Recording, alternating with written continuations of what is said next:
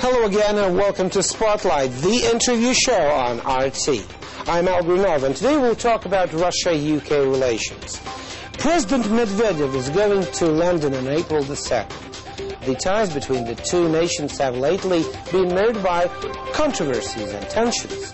Some of them, by the way, had roots in the Russian community in London, which has grown considerably over the last decade. One of the oldest members of this community who has instilled an interest in Britain to generations of Russians, Seva is the guest in our studio today. Seva was a jazz and rock musician during the Soviet period. He left the Soviet Union in 1975 and lived in Rome for 2 years before moving to London in 1977. Seva joined the BBC Russian service that year, where he presented 2 very successful radio programs which were broadcast in the Soviet Union. This saw him become a household name. Having dedicated many years of his career to the BBC Russian service, Seva was made a member of the Order of the British Empire in the 2005 New Year's Honours list for his services to broadcasting. Seva is our guest in the studio today to share his views on Russo-British relations over the years. Hello, Seva, and welcome to the show. Thank you very much for being with us. It's a pleasure. It's a pleasure to see you here. Seva, well, first of all, when you immigrated from the Soviet Union decades ago, why did you choose England as your destination? I didn't choose England. England chose you. Me, yes. How did it happen? Why London? Well, my route was long and winding. It was a long and winding road. I pretended to immigrate to Israel because I'm half Jewish on my father's side.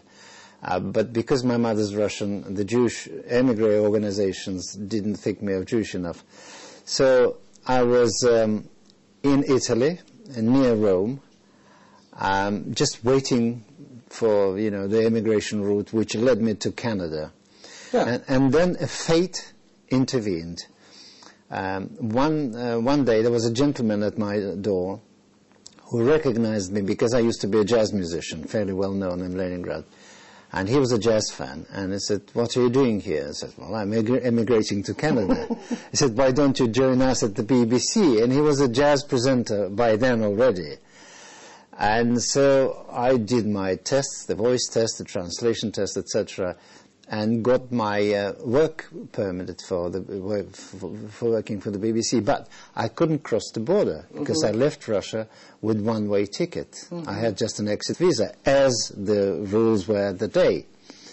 So it took me another year of struggling with Italian bureaucracy to get my laissez-passer or titolo di viaggio, and then finally I ended up in London, because the whole year, from the moment I got a contract and the moment I joined the BBC, I was known as the gentleman in waiting.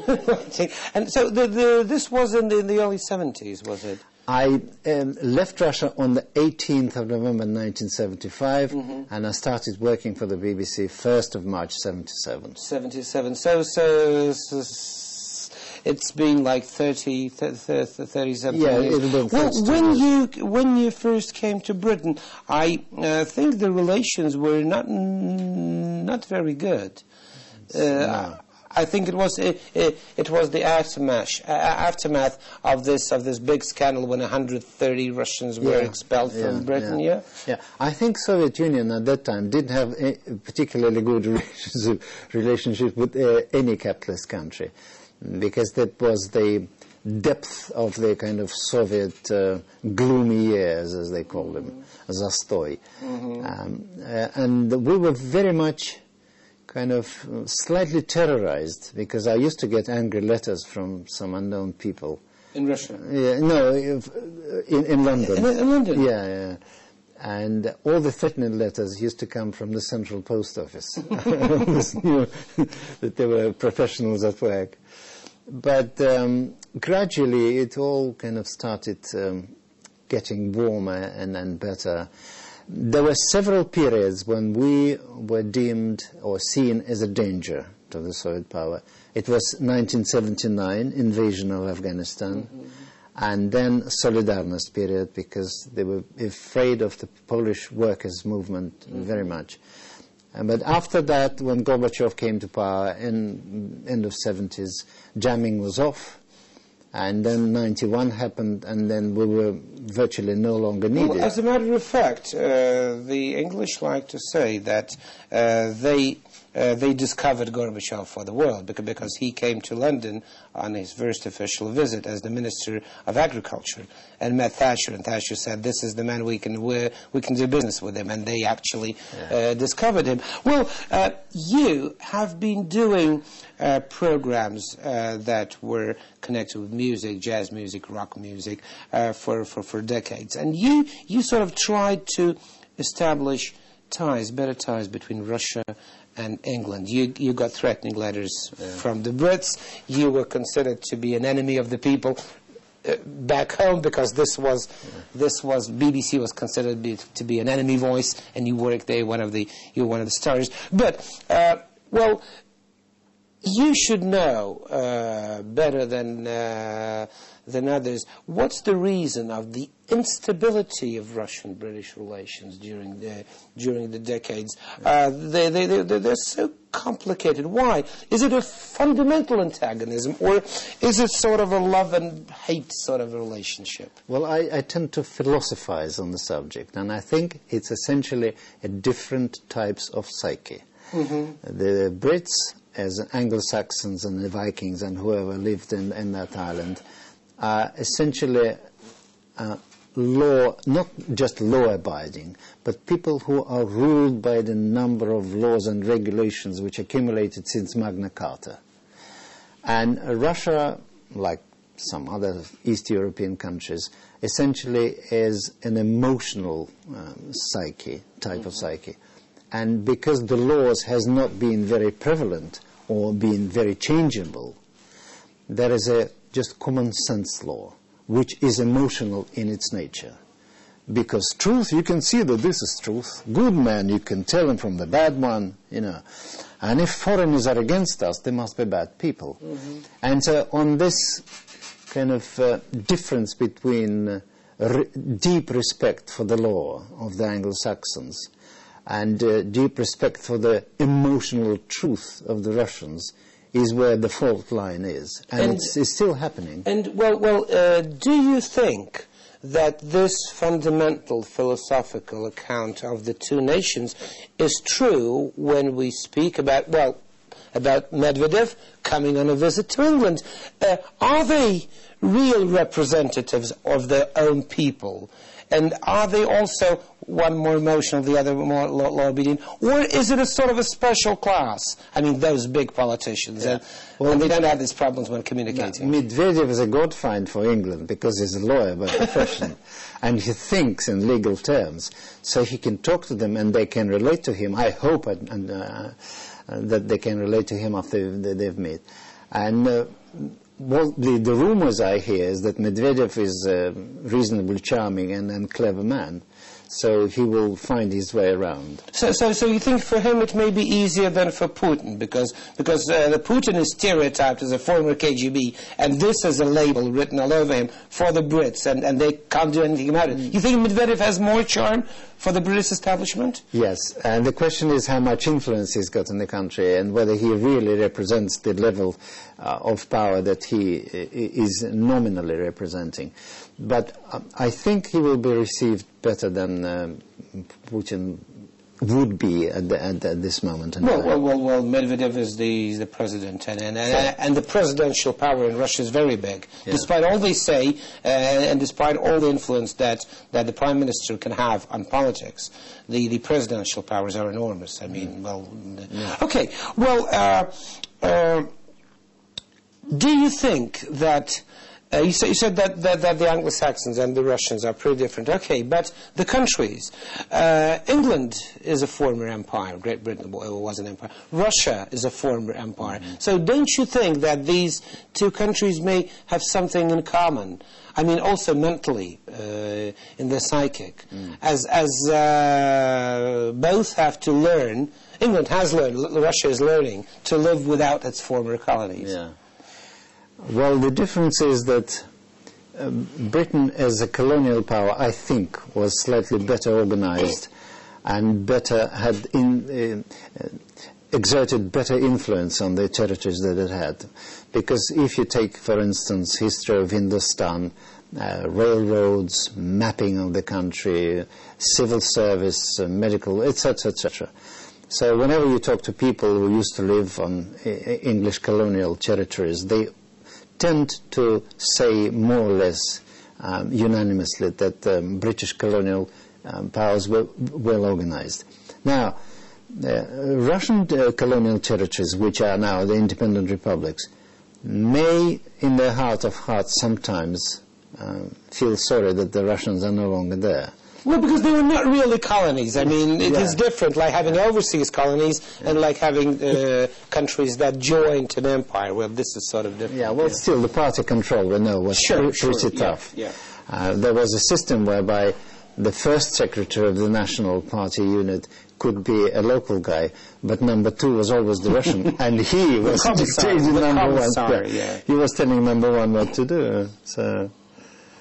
And also it's the matter of language. Russian Soviet Union, or empire, if you want to call it that way, was unified by the language.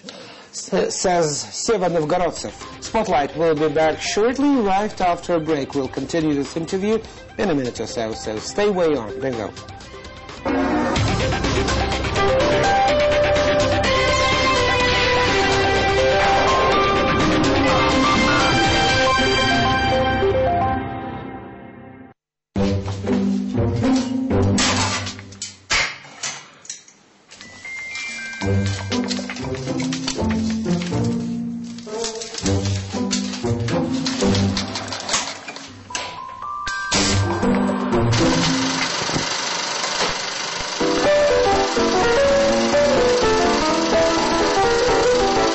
To get a fuller picture, don't miss it.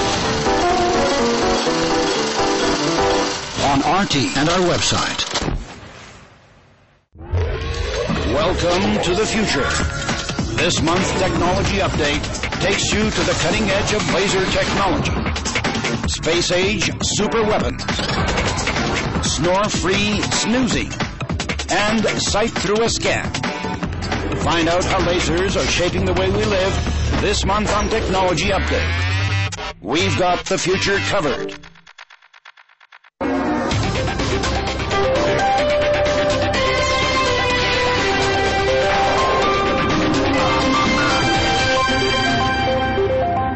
Welcome back to Spotlight. I'm Al Grunov, and just a reminder that our guest today is Seva Novgorodtsev, a radio presenter on the BBC Russian service.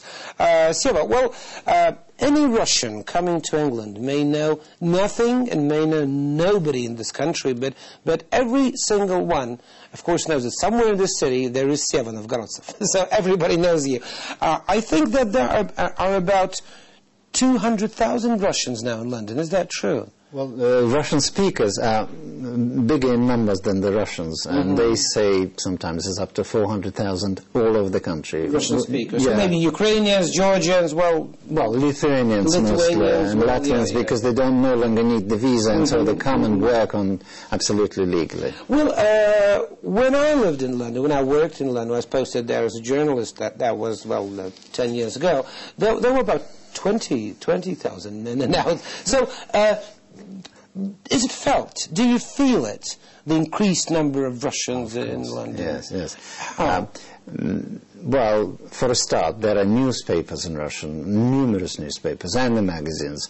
I used to present a local Russian radio station hour every day for 5.5 years, and now it's continuing, but just without me. You started it, by the way, in the 90s when I was there. Yeah, right. And it is still successful, this station? Well, yes, in a way, because the signal comes now from Moscow. It's no longer local radio. I see. It's the, information space problem. So it's not another hostile radio voice coming. Absolutely. But when I came to Britain in 1977, the number of Russians were probably under 100 or 200 in London. It was just some people from the old emigration and people working for the BBC World Service, which was tiny. And as we joke, the cuts at the BBC have been regular every year, And the service grown from 20 people to 125. And you knew everybody at that time, I think. They were all like family, you know. Yeah. But can we call these Russians that live in London and England today, are they a real lobby? I mean, are they a community? Are they organized? Do they have a say? Well, I tried and put a lot of effort in the last few years to try to make the Russian motley kind of crew of people a community. Because from the Soviet times, people who were allowed to travel abroad were not to be really trusted because there was some sort of official connections or whatever. So when two Russians used to meet abroad, they would be very wary of each other and sometimes just avoid meeting. As opposed to, say, a couple of Americans who met in New Zealand and would literally start embracing each other. So I was trying to kind of work towards this, and it slowly starts happening. For instance, there are regular Russian festivals, and there was Maslenitsa, which is, you know... sort of a Lent festival. Yeah, beginning of the Lent. And the place was full of people. It was just announced in the local papers, and there were at least, well... So this Maslenitsa Lent festival in London is the Russian answer to St. Patrick's Day in Moscow. Sort of. And it was supported by the London mayor, who gave us the piece of land. Well, London is a very multi-ethnic city, and I know that I've interviewed the mayor of London, and he said, we like to keep it this way. We like all the cultures to flourish in London, and this, what prevents us of being torn apart by the different cultures. But the impression I got from spending a couple of years in England is that you really have to be British. If you settle down there, you can't continue to be Russian or Chinese or Pakistani. Is it still the case? I think so. Does this country make you British? Well, if you work for a British organization, and the new roster of people I meet are mostly British-educated Russians. They've gone through colleges, sometimes even started earlier than that. And these people come and work for the various organizations, BBC Russian Service included. And these people are a different kind of Russian. They're better mentally organized. And you can see, for instance, as a researcher for your program, does the difficult work of finding an impossible person at the other end of the world twice as fast as the one who's been educated in Russia, because it's a different kind of thinking. And these people are gradually filling the space, and sometimes it is very hard to tell where they come from, because their English is perfect, they've gone through the full education.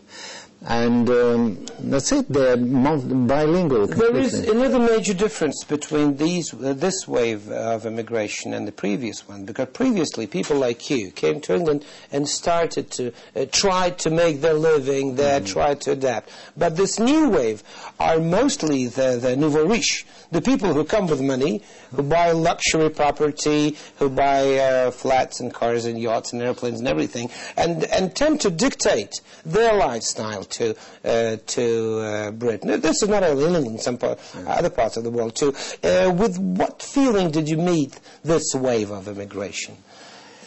Well, they are respected in one way by the English because they have the money, and not respected in the other way because they don't have the manners. But everybody pretends. All the expensive shops have Russian salespeople, sales force. And in general, they are welcomed in the country. But I don't think they make the weather, really, because there are only about 3,000 of those rich people, and they come and go. They are not the bulk of Russian-speaking population who actually works and makes their living and makes a difference. What attracts Russians to the UK? Well, what would you say? The language? Because more Russians know English than any other foreign language, or what? Why is England so attractive? Well, it is the language of technology, of computer science. The English education is, for some reason, is well respected in Russia, maybe for a good reason. Also, London is a financial center, and British business climate is very flexible and easy. So if you want to open a company, you can do it in 3 days, you know, even in a shorter period of time. And English business law is also kind of forgiving. So it's an easy country to start the business with and invest. Who's the most popular Russian after you, of course, in England? Abramovich? Abramovich is far more popular than me. I'm maybe known to the Russian community, but that's 200,000 people, or even less than that, because the younger people no longer know me.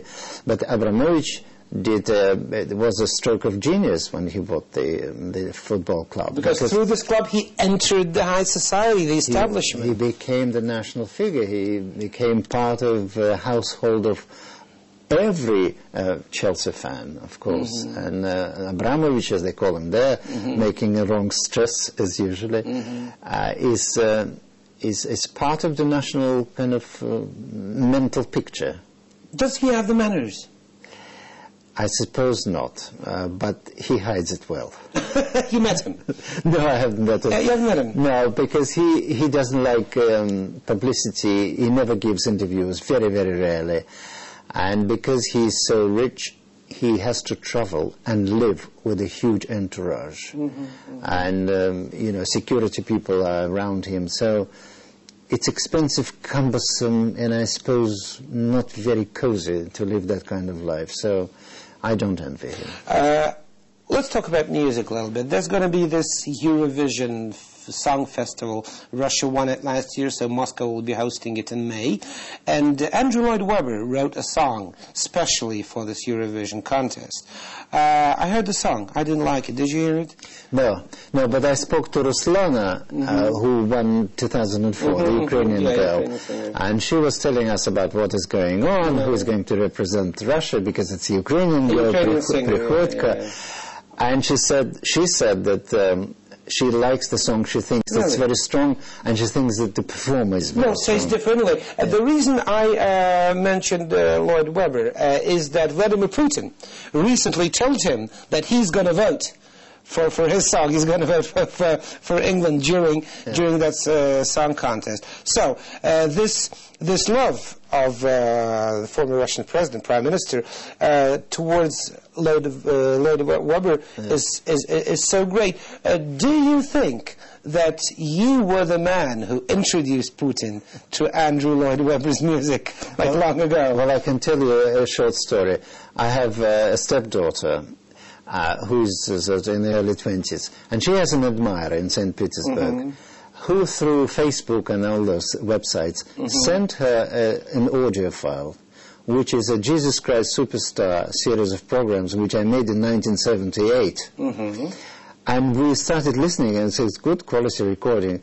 And young Seva, sort of sweet voice, sickly sweet, some say, telling all these stories. So I realized that in 1978 I introduced this to Russia, and it was a huge smash hit with listeners, because the audience was then 25 million plus, and we don't know. So, yes, I know that, and you know that Mr. Medvedev is a Deep Purple fan. Deep Purple fan. I nearly ended up presenting Deep Purple concert, or one of the members of the Deep Purple concert, to Medvedev, which was cancelled at the last moment for maybe wise reasons. Okay, so if Britain wins the Eurovision in Moscow, you may write it in your credit that at least one voice was because of your program. I doubt it very much, because Britain started the whole thing with a couple of other countries many years ago, and for some reason there is kind of latent, antipathy to Brits. And also the fact that professional composer wrote the song is not going to be liked by everybody.